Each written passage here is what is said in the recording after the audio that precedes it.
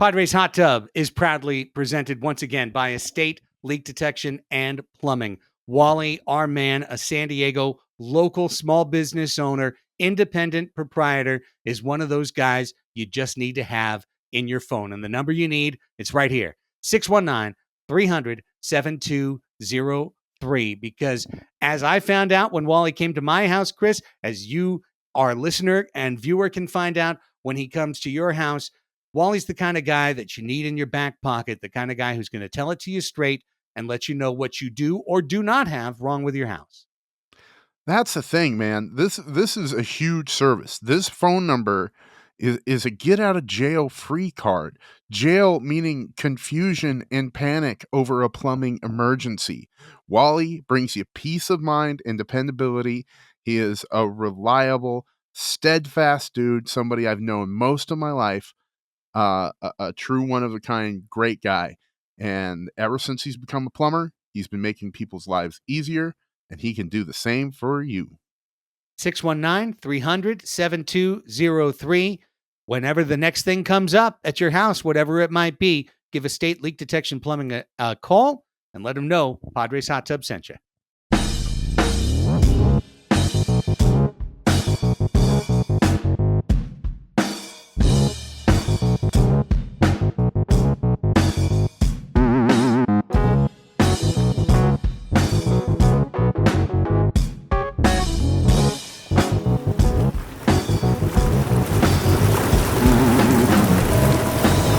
Padres Hot Tub, everybody. It's Greg, it's Chris, it's Raphie, and it's our man, the Gooch. Hey, it's every month we give one of our huge patrons of Padres Hot Tub an opportunity to come on and be a live co-host of the show. Gooch, man, welcome to the show. As I said off air, I'll say on air, I apologize for the day you end up selecting our darkest timeline show. But here you are, and I welcome you nonetheless, my friend. Well, the odds are pretty good, though, to get on a show like this when you're a fan of the Padres. It's kind of comes with the territory. I just appreciate you letting me guys come on and let me come on and see how the sausage is made.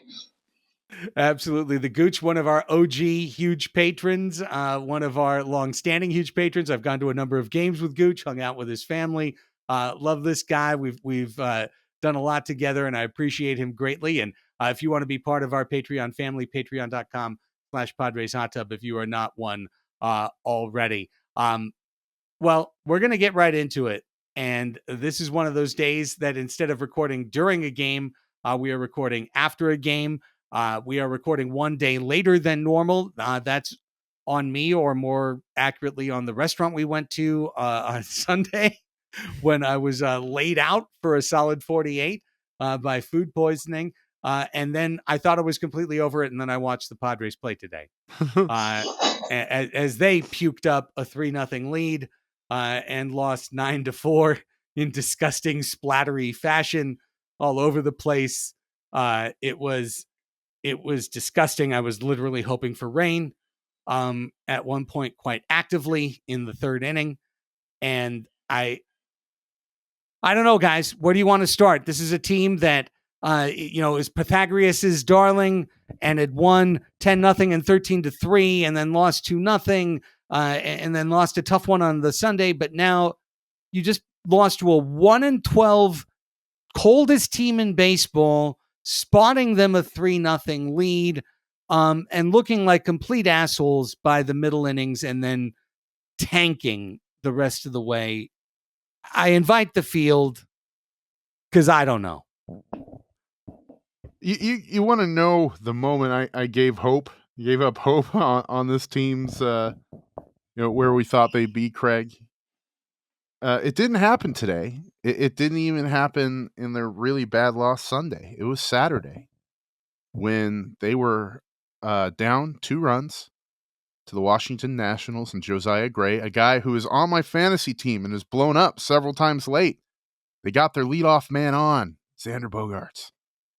They got an out, and then up comes Gary Sanchez. Gary Sanchez comes up to the plate and works a 2-0 count and a strike, and then Xander tries to steal second on the next pitch. Sanchez almost gets hit by the pitch, but in 2023 Padres fashion, it hits his bat. Strike Yeah. two. Oh, I remember that. Yeah. Strike two. Now, the next pitch in this sequence, Craig, is right down the middle. Gary Sanchez doesn't swing at it. He just takes it. Xander Bogaerts is running on the pitch. It's a strike down the middle. Gary's out. Xander is stuck at first base trying to get back and is picked off. End of inning. And I just couldn't help but laugh because this was my old Padres. It brought back a sense of nostalgia, of ineptness and mediocrity that I hadn't quite accepted from the 2023 team, but there it was laid before me. And Bob Melvin went on to say that, the team is what it is and it's played like what it is. So maybe that's what they are. And I've accepted that, Craig. This is a mediocre team.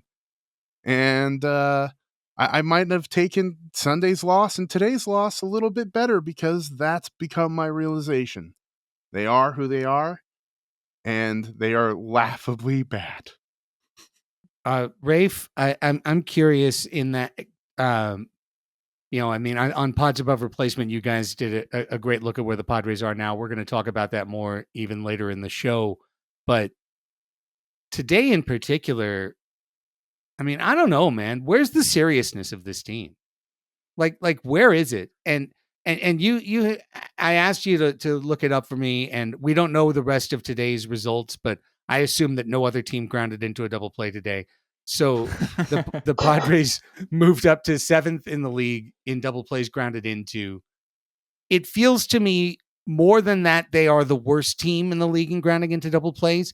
It feels to me more that they hand 2 magic cards to their opposing manager each game that they get to just play and say, here is where you get to roll the double play at the exact key moment, because this team on Clutch has found a way to make the double play their ultimate trapdoor.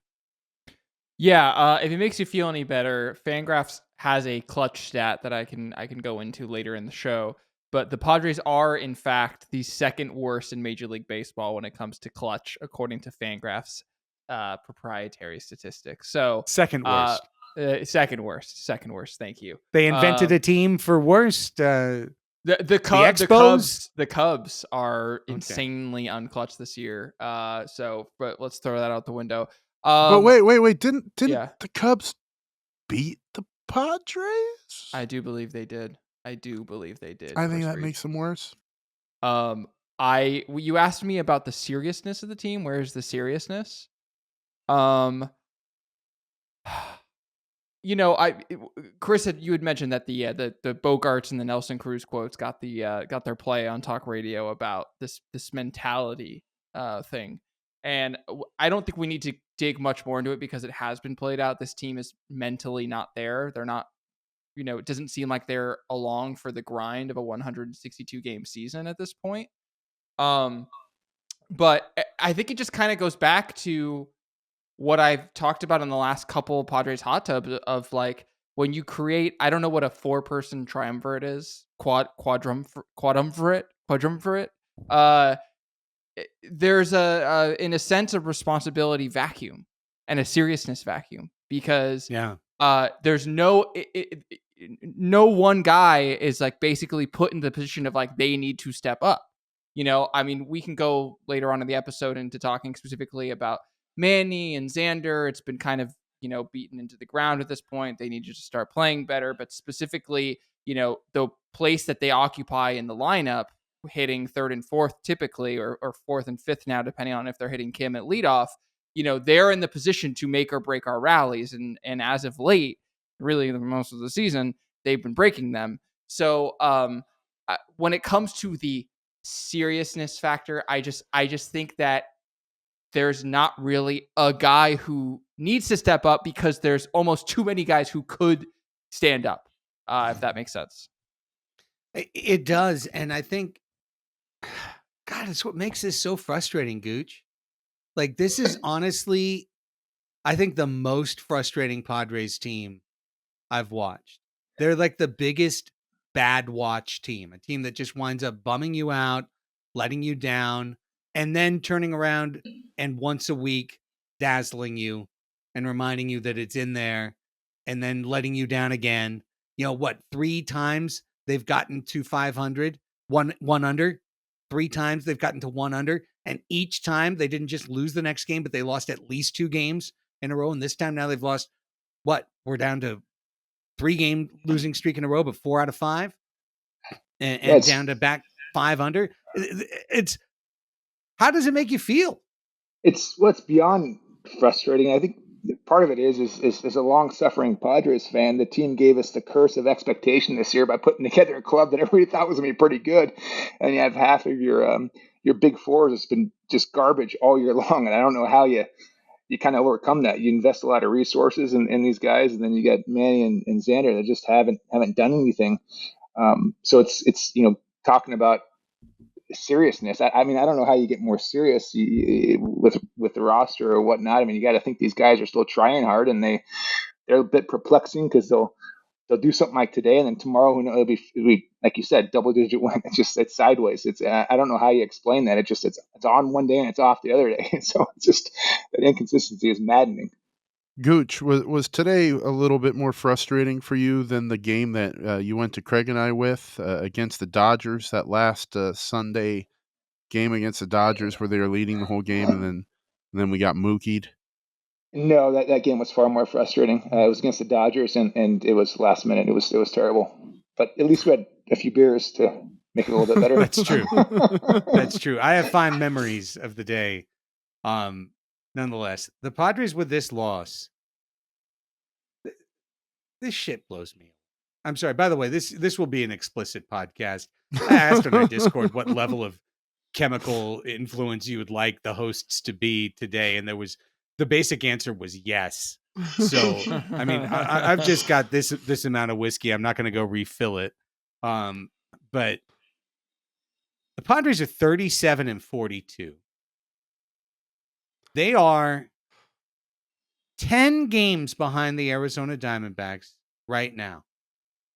And the Diamondbacks are playing Tampa Bay. So when you're listening to this, they're either 9.5 or 10.5 or 10.5 behind. Okay.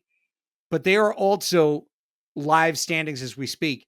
8 games behind the Giants, 7 games behind the Dodgers. The idea of the Padres finishing in 4th place in the NL West, right now, the odds are in its favor. I believe Fangraphs predicts it right now for the Padres to finish in 4th place. And then you're asking as to whether a mid-80s win total, an 84, 85, 86 win total could be enough to possibly, are all 3 wild cards going to come out of the NL West in the same year? I mean, the odds are pretty improbable. The Padres are 37-42. And guys, we've updated it toward the top of every podcast since we said it. The target record for San Diego to the All-Star break, it's now 9-2. There's no fucking way. No. We're not just going to miss it. We're going to miss it by a mile. If that sounds improbable, if 9-2 sounds insurmountable in the next 11 games, that is what it would take to bring this season back.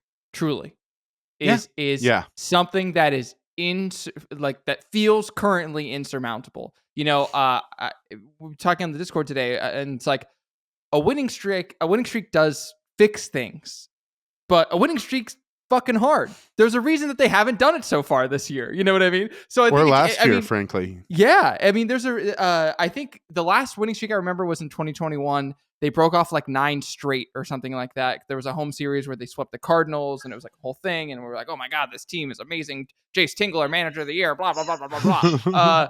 And 9-2 against, we have the Pittsburgh, 2 games left against the Pittsburgh Pirates, the Cincinnati Reds, the LA De La Cruz-led Cincinnati Reds, the Anaheim Angels, and the New York Mets, which that's an intriguing series currently.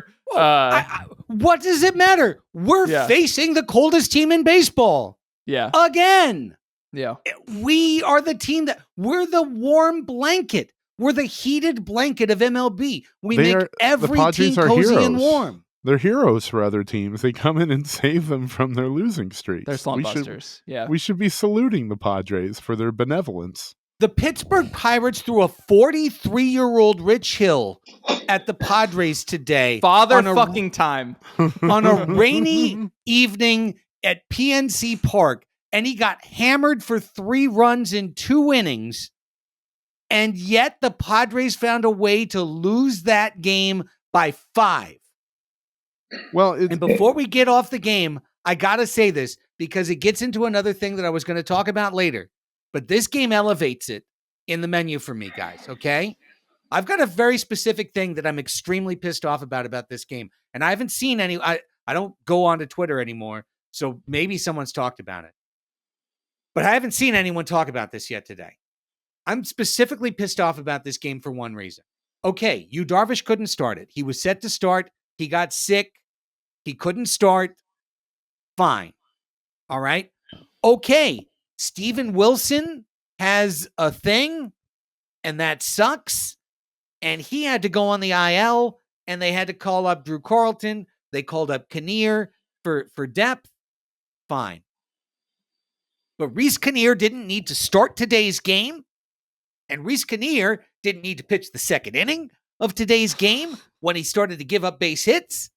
And Rhys Kinnear didn't fucking ever in a million fucking years need to start the 3rd inning of this game when he had already completely proven that he was trash. All right? Why are we paying Nick Martinez to be on this team? It's for this spot. It's for this precise, exact moment when your starter goes down and you need multiple quality innings that come out of nowhere. You've got the everyman, Nick Martinez, who was a starter, reliever, long relief, Ultraman, ready for any situation. But guess what? We took his superpower and we put it on the shelf. We suspended it and let it go away so that he could become our 8th inning victory formula specific reliever. Why?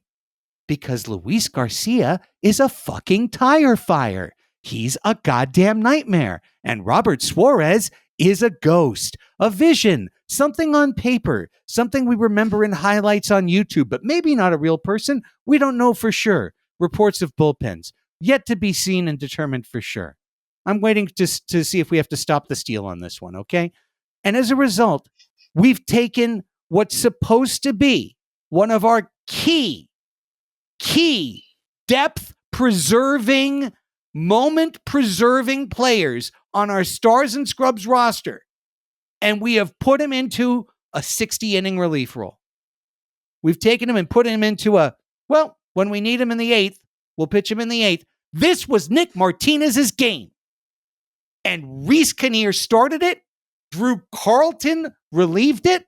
Adrian Morahone fucked it up further. And the next thing you know, it was gone goodbye. Nick Martinez starts this game. Padres win this game. I feel very confident in ranting about that and receiving that conclusion. Well, I have a question, Craig. I have a really quick question for you because you've obviously been around the game and you've been in locker rooms and like all that stuff.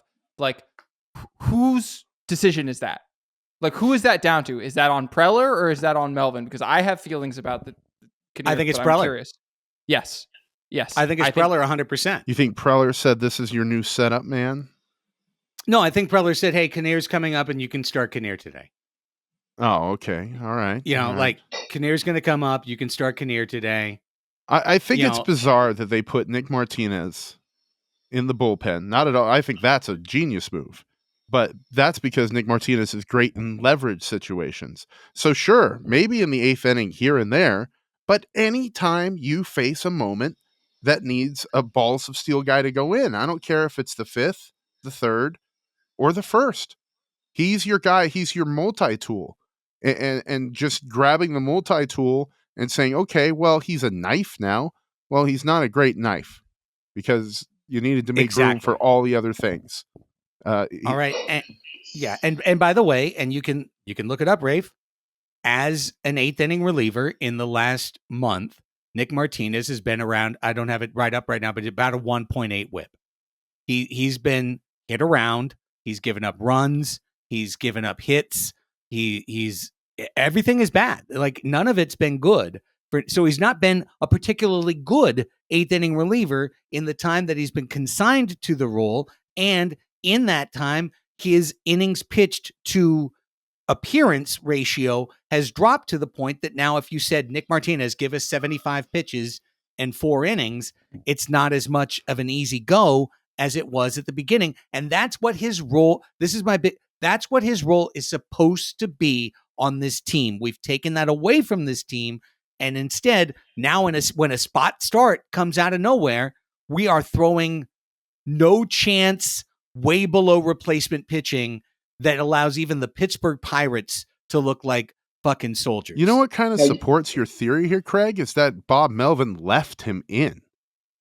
He's like, okay, AJ, take a look. Here's your guy. And I feel like he did the exact same thing to Adrian Morejon. I felt like Adrian Morejon's performance today was an entire indictment on AJ. Here's your international player class. It costs you $80 million, AJ. We're going to watch him stay out here for a couple innings and get beat to snot. So at the risk of being way out of my depth, you guys are way smarter than I am, but I kind of feel like Melvin gets a little bit of a free pass though too, because doesn't he have a propensity to leave guys in too long? Sure. I mean, isn't he a guy that's got a long career that's not afraid to push back against AJ if AJ tells him to do something stupid? Like the presumption that's, I mean, I don't know. I don't have a ton of faith in AJ either, but it's just, dude, you're right. It's just interesting to see how this is all unfolding. And I don't know who's calling the shots, but somebody's making bad decisions repeatedly. I mean, it's the kind of the same thing. I mean, why is Nola still on this roster? You know, I mean, there's a lot of things that don't make sense. I mean, I think if I were to put the loss on the shoulders of any one person, it would be AJ Preller. It would not be Bob Melvin. And you don't have to look any further than Saturday's game, because on Saturday, they needed someone to make a spot start. Who the fuck are we going to call up? Matt Waldron. Listen, Waldron Cauldron, original member. Okay, I was fucking stoked, and he went out there and he shoved against a team that wasn't that good, and still took him yard a couple of times. But I was really happy with almost two home runs over 2 solo home runs over basically 5 innings. I was very happy about that for a guy coming up and pitching for the first time. But now someone else has to make a spot start again. And it's like, who the fuck do we call up? There's no depth. There's no one in El Paso. We can't call up Weathers again because Weathers is broken. So who are we going to call up? And this is why I believe that the loss is on the shoulders of AJ Preller, is because that's his responsibility. And does Bob leave guys in too long? You could make that argument. We also had a manager before him who took guys out too quickly, and it completely fucked us at the end of the year. So I think personally, Bob Melvin is thinking it's a 162 game season, it's a marathon, et cetera, et cetera. Padres Twitter, do not go on there without a fucking hazmat suit, because it's getting like really toxic right now. And there's a lot of people that are saying that they need to fire Bob Melvin because they need to do something. And I'm here in my dying breath, do not fucking fire Bob Melvin, because it is not his fault. It is not Bob Melvin's fault. Bob Melvin cannot make the players hit with runners in scoring position. Bob Melvin cannot make them hit well late and close in games. Bob Melvin cannot go up there and fucking hit the ball. Like, I'm sorry, it comes down to that. And this is the important thing, and then I'll shut the fuck up. AJ Preller does not get to hire another manager. Okay? If Melvin goes, Preller's gone too. Yes. And if Preller, if they fire Melvin and Preller stays, that's on fucking Seidler. Okay, then it starts to go up. Then the buck starts to be, where does the buck stop? Essentially, then it goes up to Seidler. So I don't think that any of that's going to happen anytime soon. Raphie, don't come for Papa Pete. Don't come for Papa Pete, Raphie. I'm playing in hypotheticals, and in this hypothetical situation that doesn't exist yet, it's maybe not real. there will be some questions asked. It's not.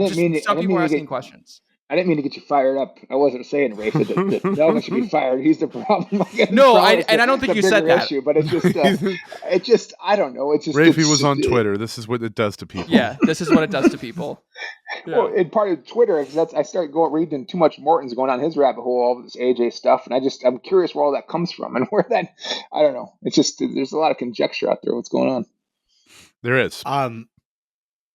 I just want to, because I feel where we are right now. Allow me to inject this.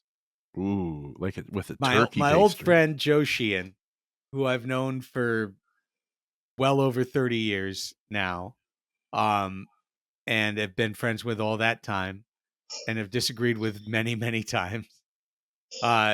He happened to write his newsletter today about the Padres.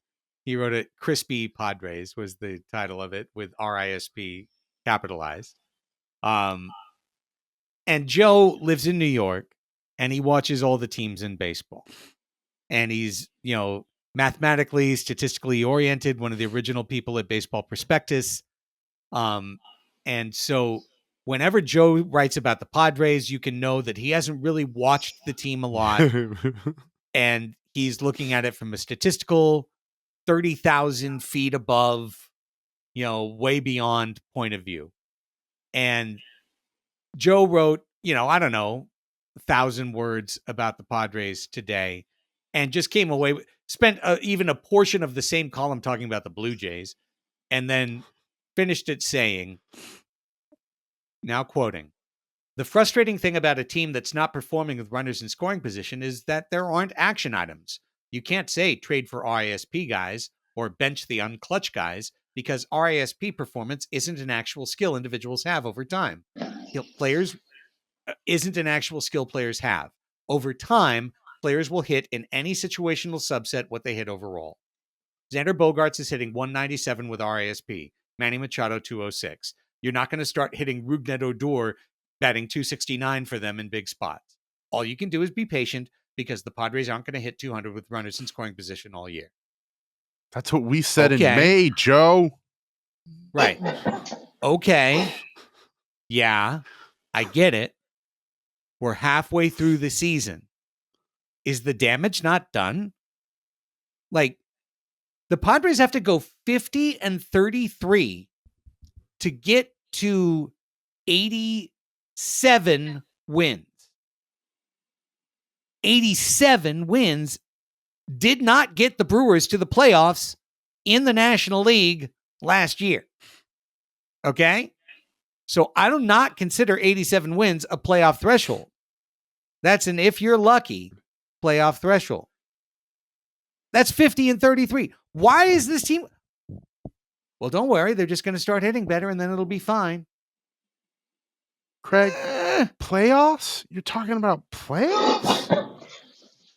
I'm done thinking that's something for this team until they win, until they act like win. They keep getting compared to all these teams that sucked in June. The last year's Phillies, 19 Nats, 21 Braves. And I'm going to sound like a broken record, but what those teams did that was different is they actually won. They put together streaks They won of games. winning. They won games. They won games. Until the Padres do that, until they reel off a stretch of pure winning, of vibing, whatever you kids want to call it, of playing like a ball club that's a winning ball club, I don't think they're a winning ball club, and I'm not going to attach any playoff expectations. I don't care what the numbers say, what Fangraphs probability. Oh, they're still at 45%. For somebody who's watched them all year, no, I don't think the Padres making the playoffs is a flip of a coin. I think it's way, way higher than that. Way, way higher, way less odds, way worse odds. Like I put it at 1 in 5. It's 33% according to Fangraphs. Then it's gone down a lot in the past 2 days. Yeah, we did not hit our nadir. So, FYI, no, you did not. Replacement, we didn't fucking hit it. No, you did not. So. No. Oh my gosh. I have that set for the second half of the menu. I feel like, Chris, you just opened that can. Sorry, yeah, I hate to open it up. I might want to scoop my rusty spoon on in and get those beans out right now. But before I say that, I just want to.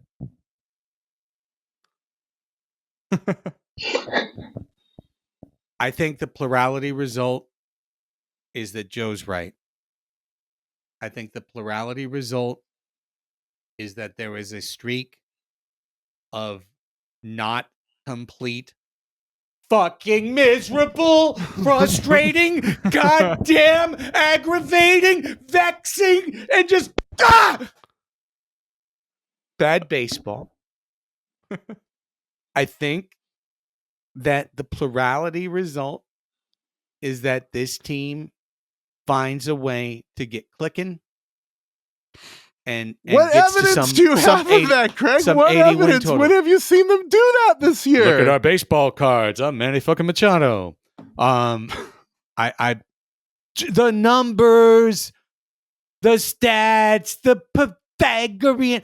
I used to like Pythagorean. This team is making a fucking mockery of the Pythagorean record by going, 1-run loss, 1-run loss, 10-run win, 10-run win, 2-run loss, 3-run loss.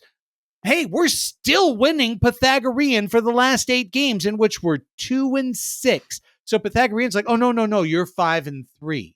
And a guy like Joe looking in from New York in his apartment says, you're 5-3 right now. You're not 2. We're 2-6. We're actually 2-6. This team actually is 37-42. I think the plurality result is that we get there. The problem is, Gooch, we are a team, and I heard Rafe and John talk about this on Pods Above Replacement. Great episode, which we'll talk about more later. They said, no matter what, I want to throw the dice because we're a team that if we get to the playoffs, we got a chance in the playoffs. And I agree with those guys, Gooch. We've got a chance in the playoffs, but how the fuck are we supposed to get to the playoffs? Well, one good news is I think we've still given up the least amount of runs in the National League, so there's something to build off of. It's got to start stringing them together. It's unbearable. It doesn't even make any sense. It doesn't make any sense. And if they don't turn it around, at least we'll have undeniable proof that the San Diego curse is real. Because this team is too good on paper. It just doesn't make any sense.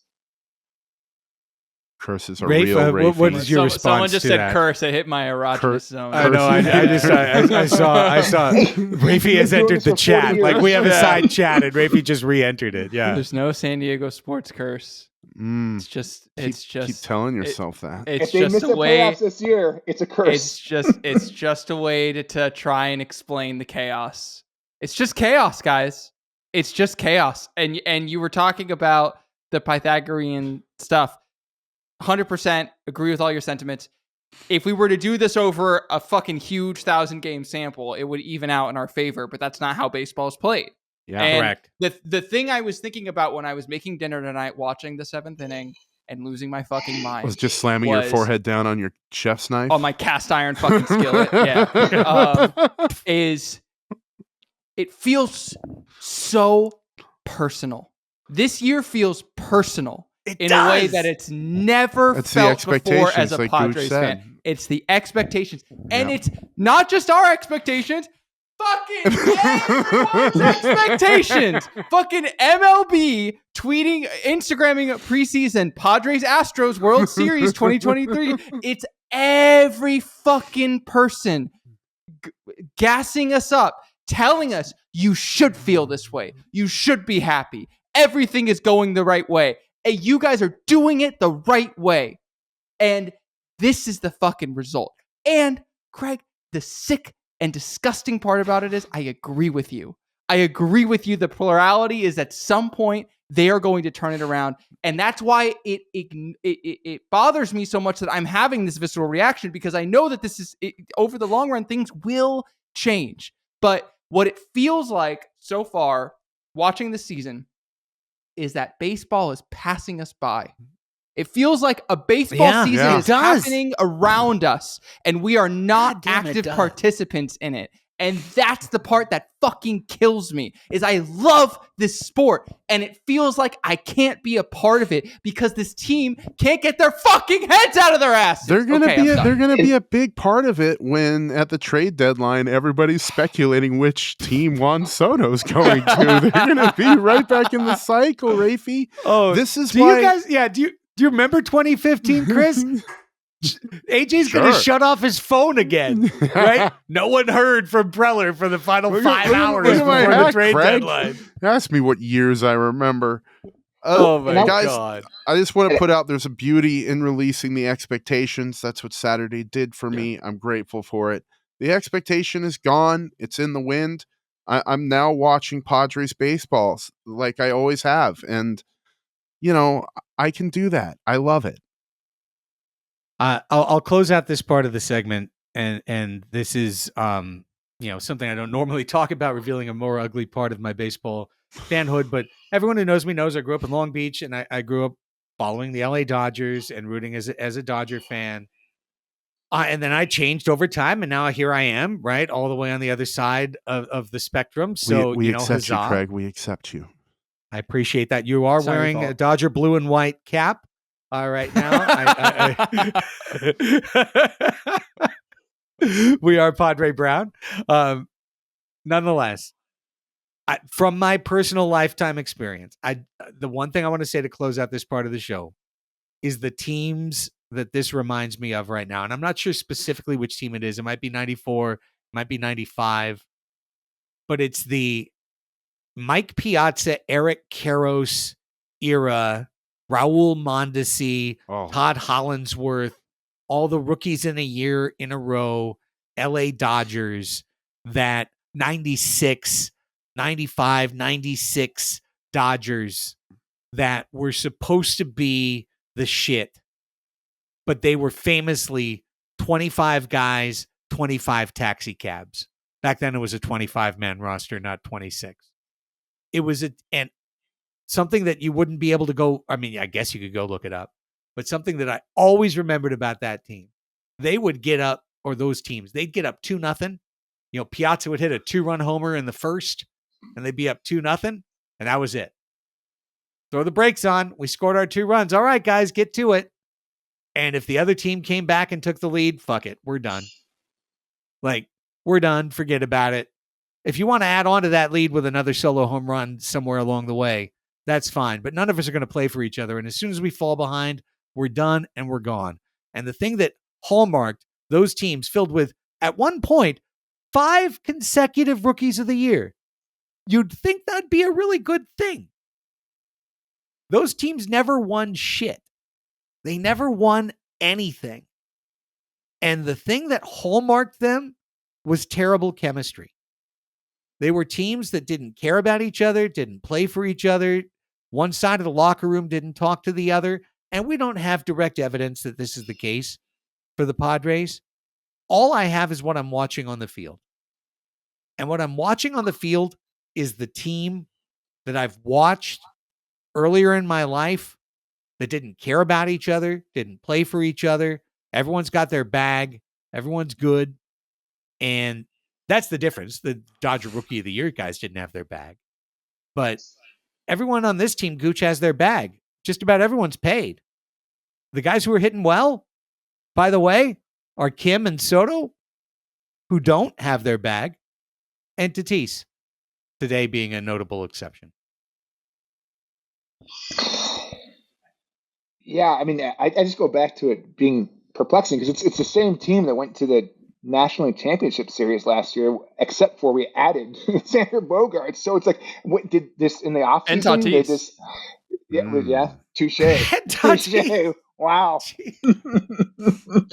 But what? How's that happen? They just stopped caring about each other over the off seasons. A couple guys get paid and that's it. It is interesting that the Dominican Republic WBC team had almost an identical storyline to where the Padres are right now.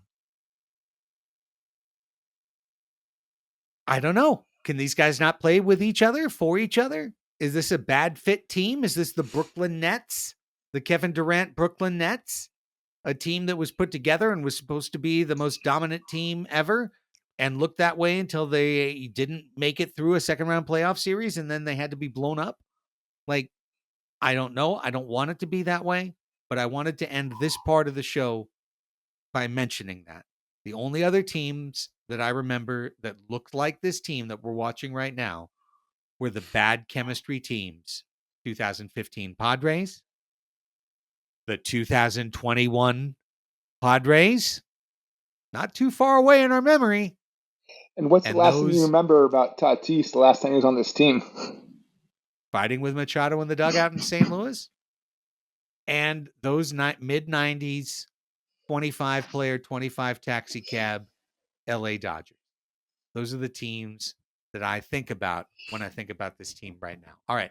When we come back, it's crazy how players didn't stuff. used to be able to afford cars, man. The game has changed. It's a matter of the Ubers now, and then whether it's an Uber X, 26 guys, 26 Uber X's, would be the update. We'll talk about some more things, and probably none of them are that great, but maybe one or two of them are right after this.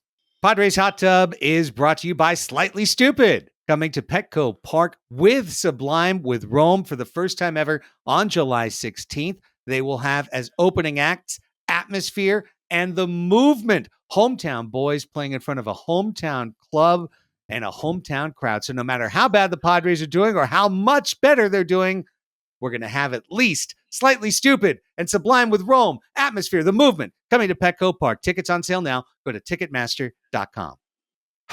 All right, guys. I'd like to say that the second half of the show has a lot better stuff. Are we going to talk about the Reds? Yeah. Reds are coming. How concerned are we about Michael Wacha's shoulder? Because the Padres said it's not a big deal, so therefore I assume he'll miss the next 2 months. It's already amputated. They just need some time to work on the press release. She gone. Raphie Cantor is now Michael Wacha. Just enjoy. Gooch, how have you come to my way of thinking when it comes to the Padres injury translator? Because I just take everything and 10x it.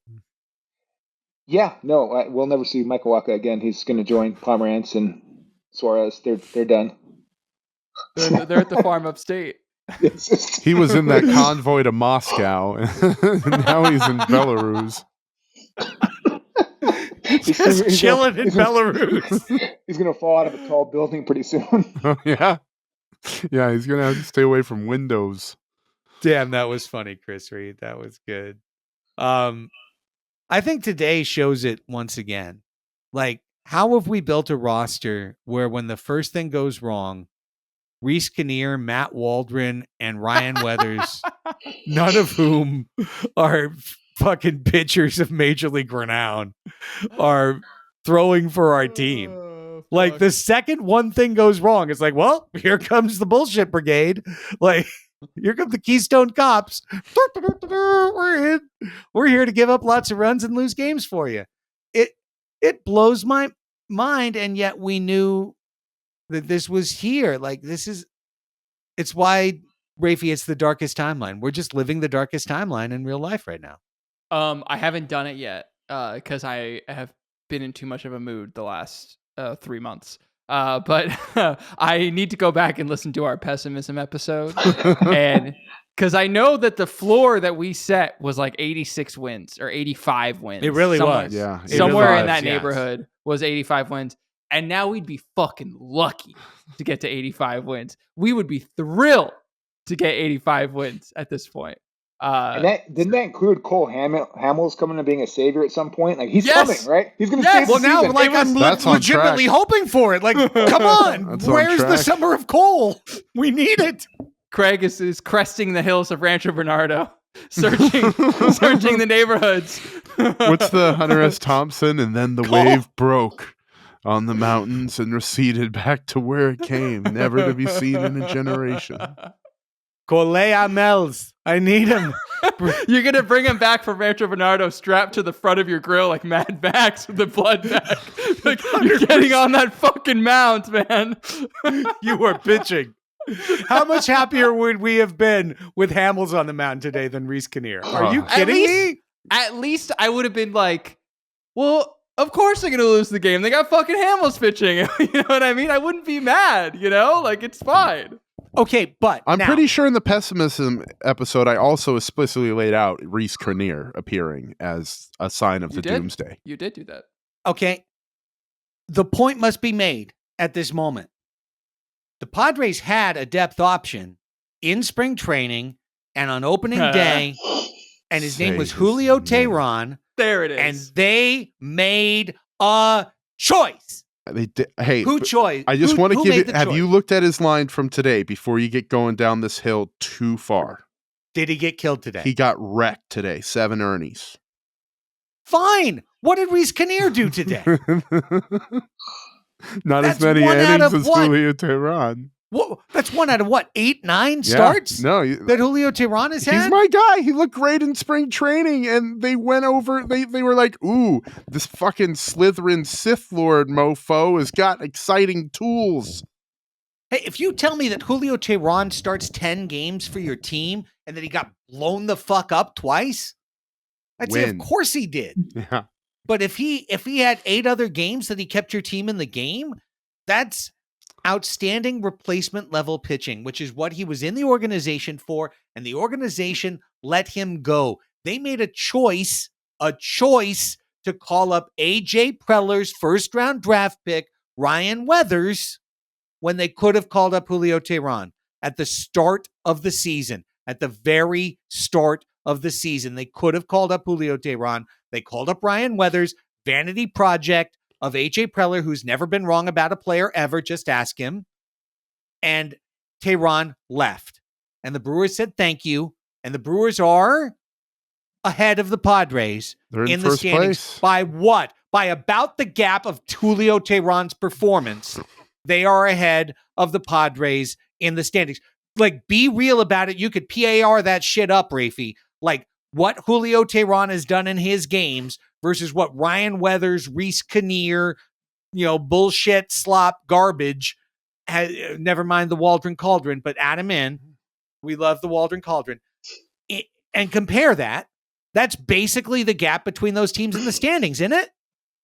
Yeah, I mean, and also for if you want to be on the other side of this, the Brewers' Pythagorean record is 37-41. Losers. So we are like 5 games Dogs. better than them on the Pythagorean record. Pythagorean they're 4 wins. games lucky, and we're 5 games unlucky. Wins. So let's see how things look at the end of the season. Who knows? I can try and maybe we can trade them for Josh Hader. Maybe they'd be interested. We can try and spray like Febreze on this dog turd, and I can try and tell you the ways in which this is going to potentially turn around. But it's not enjoyable right now, and that's part of the reason why we're all here. Is that this is like I've had the same thought like several times over the course of the last week, which is I watch the game, I get so mad that I'm watching the game, and I have to turn it off. Then I remember I'm now in part of a podcast that talks about this team. I turn it back on so I can remember what to talk about. And then the cycle repeats basically until 3 or 4 hours go by. And then I wake up in a cold sweat somewhere in an alley, and it's not pleasant. So, yeah, I don't know. I can try and par it up for you if you want, Craig, but there's nothing really I have to say. Well, I'm gonna trudge down the menu to try and keep us just so I just don't explode. Can I answer the Waka thing real quick? No, please. I'm a little concerned. If Michael Waka got exactly as many innings in the second half as he has the first half, and this is basically the first half of the season, he'd end with 160 innings, which would be his 3rd highest of his career. I mean, the dude averages about around 120, 130 a season. So to have him having issues right now at the halfway point in a season where he's done so incredibly good is troubling. Yeah, it might be also on par. Yes. Right? Like just what should have been baked in. And that's why you've got a guy like Nick Martinez, who was supposed to be the 5th starter for this team. Yeah. And he got turned into the kind of thing you can find off of the waiver wire every season in baseball, an 8th inning reliever.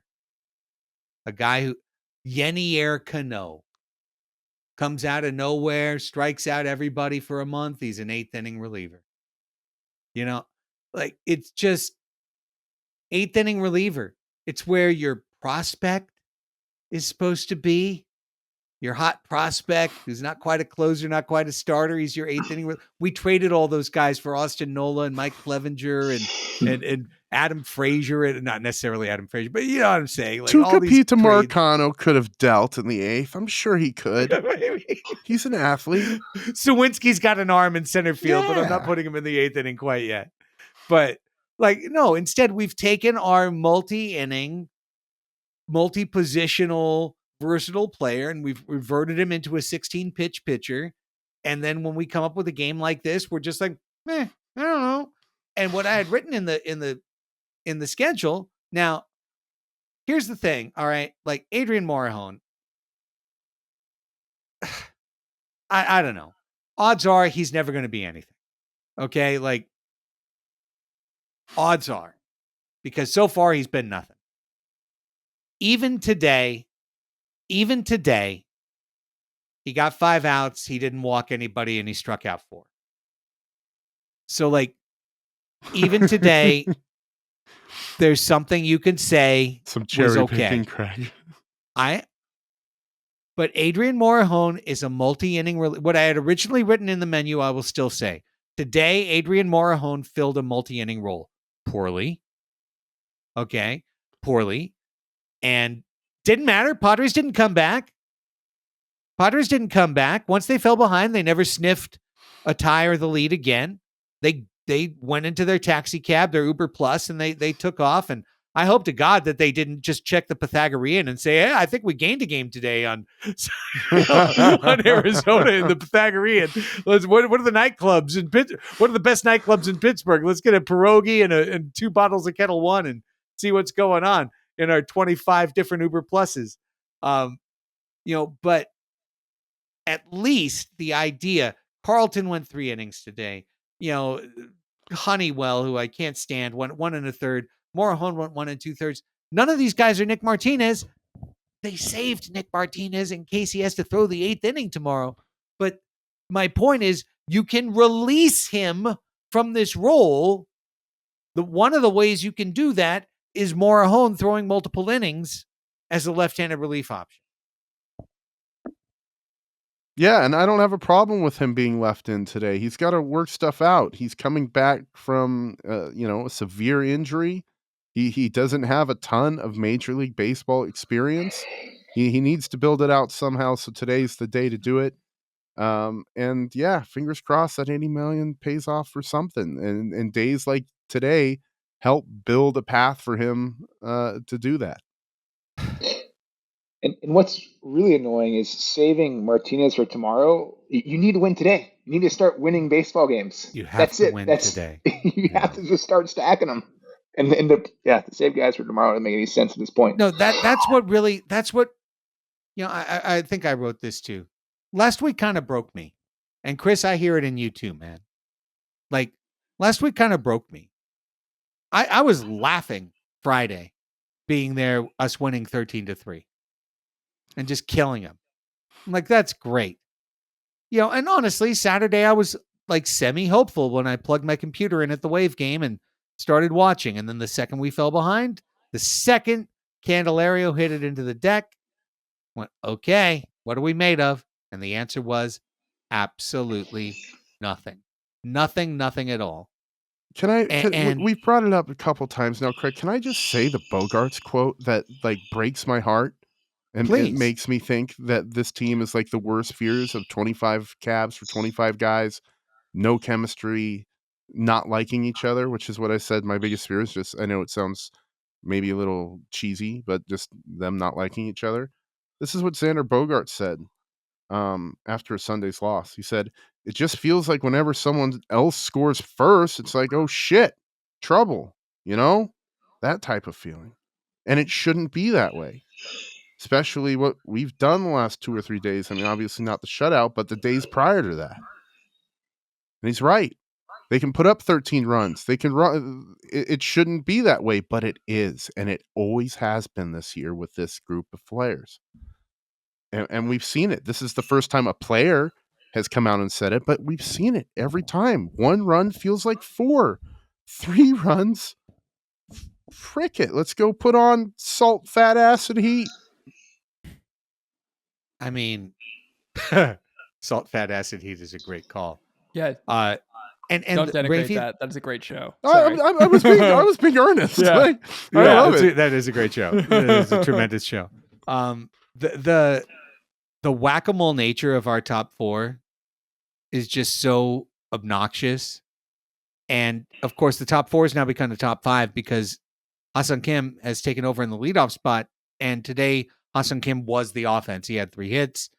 He had the big hit that turned 1-0 into 3-0. I mean, give Sanchez credit as well. He had a key RISP bat to get 1-0. But Tatis was god awful. Soto was over. And Bogaerts, doing his Bogaerts thing, had one hit when no one was on base. And the team was down at that point by 5 runs. And he came in to score. And then he grounded into a double play when it was his key moment. And like, I think the answer of who should bat leadoff is settled. Kim should continue to lead off, but Bogaerts batting 5th is still a trapdoor for this team. Like, I think he's got to drop in the lineup. I mean, but Bogaerts is first of all, I mean, I know he had a home run in the game that you went to on Friday, right? The 13-3 game. But aside from that, has not been slugging. That was his first home run in a month, like literally a calendar month. And so having him hit behind all those guys is not the answer. But I mean, like, Machado slightly better? Not really. You know what I mean? Like, Machado's still grounding into a lot of double plays. And I mean, like, the thing is that if you go and look at the teams that have the most double plays, they're some of the best teams because they get guys on base. So they hit into a lot of double plays. That's just the nature of it. Like, so, you know, it's the problem is that those teams also hit with runners in scoring position and we don't. So like that's where the difference is. But it's been whack-a-mole over a big 2 this year. Yeah, no kidding. And it's like, I hear you on moving Bogaerts down the lineup and I completely agree with you. But at the same time, I'm kind of like, at what point, like, we sort of can't just keep moving the guys around because then it just is like, it's a kind of an indication that we actually don't have any sort of formula or process, you know? And that's something that, Craig, you've talked about a lot, is that like people keep thinking of like, this is going to be the game where it turns around. This is going to be the swing of the bat when it happens. And it doesn't fucking work like that. It's like 3 weeks of that. You know what I mean? 3 weeks of that is how it turns around. And I see in the menu you were talking about like some deficiencies, and we talked about this on positive replacement, is like the Padres have 3 really like clear deficiencies. Catcher, obviously. First base, which has been a failed experiment with Jay Cronenworth. Correct. And has completely turned the fan base against him. Yeah, I mean, the reason he got that extension, who knows if it was Preller or Seidler or whoever was pushing for it, was because he was a fan favorite. And in less than half of a season, all of that goodwill has melted away. All of it. So that's been a failed experiment. And designated hitter has also been a failed experiment, using 2 roster spots with 2 very well-seasoned veterans. Washed. The word you were looking for is washed. Completely washed. Washed. Yes, there's that kind of soft H that's in there. Washed. And so the good news is that catcher is one position that you have Campusano coming back theoretically at some point, and then you could, if you want to make another addition there, fine. And then first base and DH, you could, as John Percoda pointed out on positive replacement, like you could probably get one guy to fill that role and like play first base on some days and then DH on others.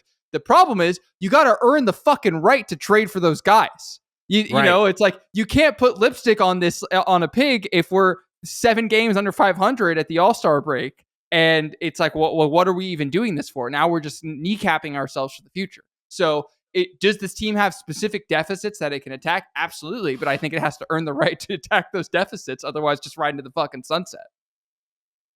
Okay, this gives me the opportunity to transition because I did today on YouTube watch Pods Above Replacement. I suggest everybody watch on YouTube. If you're not watching Padres Hot Tub on YouTube, you didn't get to see us like get all histrionic earlier, talking about the club and how much they're killing our hearts and torturing our souls.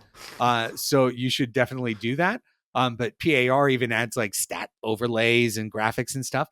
And so I watched it today, and it was, when I clicked, it was going to be my first hate watch of PAR because, and then I loved you, Raphie, because you immediately put Men's Ray's tweet up because that was me. I was like, if I hear about these fucking 2 teams one more time, the 2019 Nationals and the 2021 Braves, I'm going to shoot myself in the head.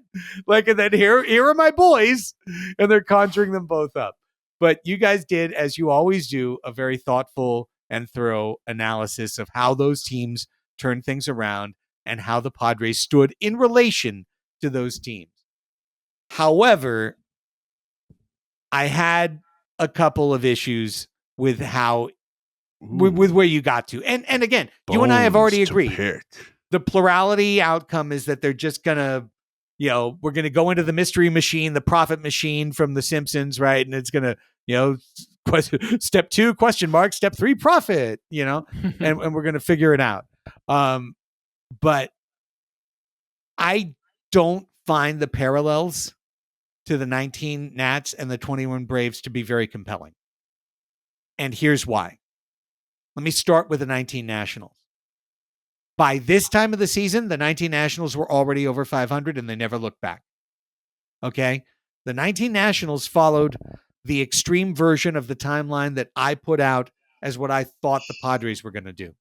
Struggle early, catch fire, best team in the league from that point forward. All right? They started 19 and famously ever quoted, they started 19 and 31. And we said, the Padres started way better than them.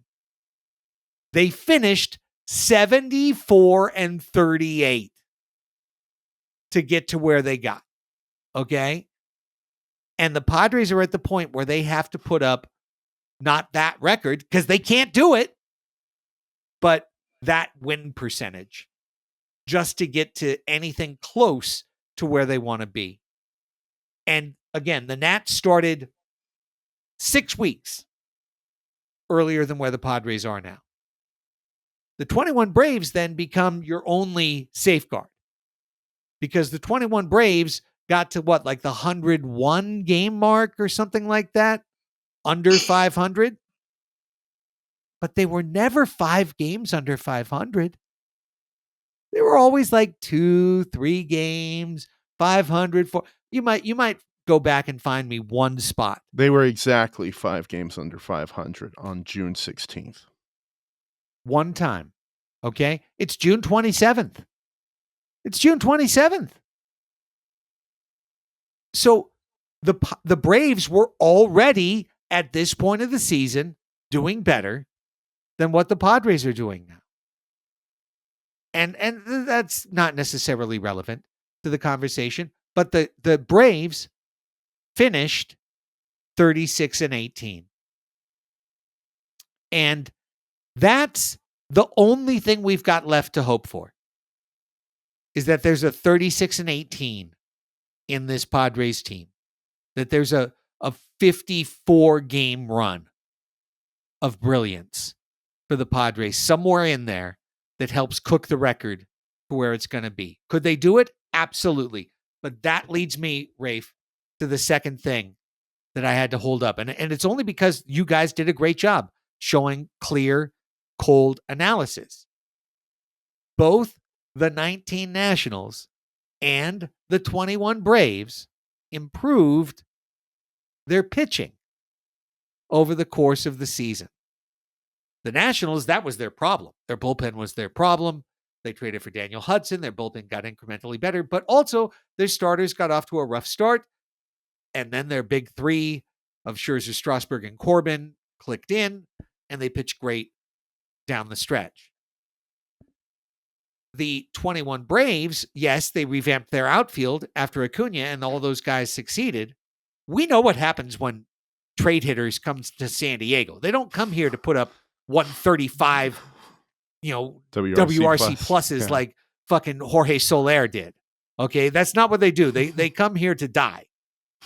But they love waking up.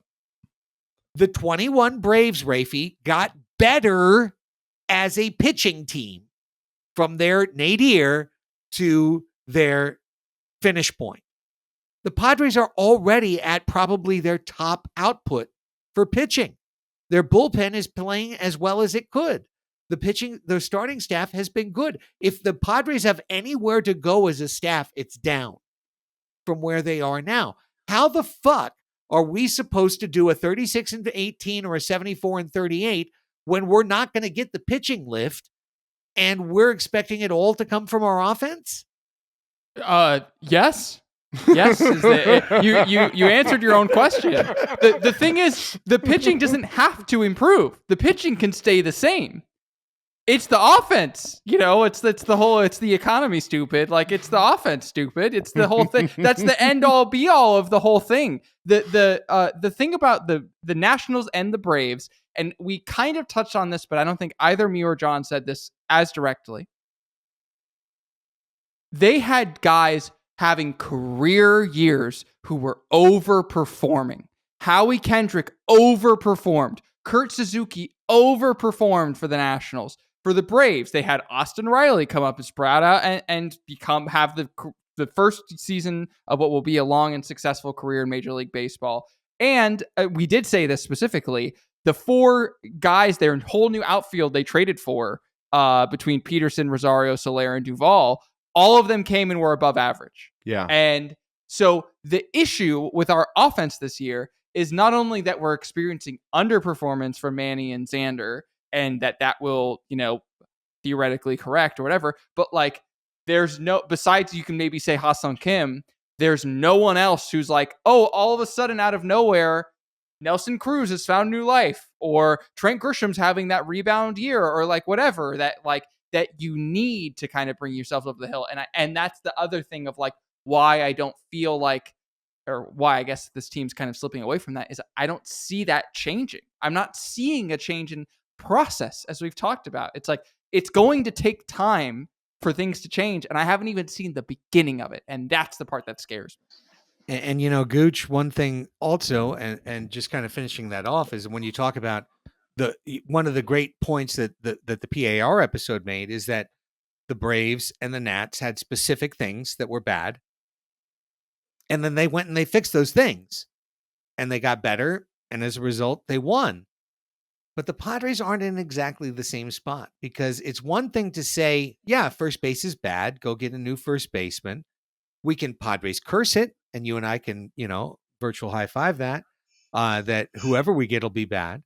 But beyond that, the Padres just signed a 7-year extension to Jake Cronenworth, who's their first baseman.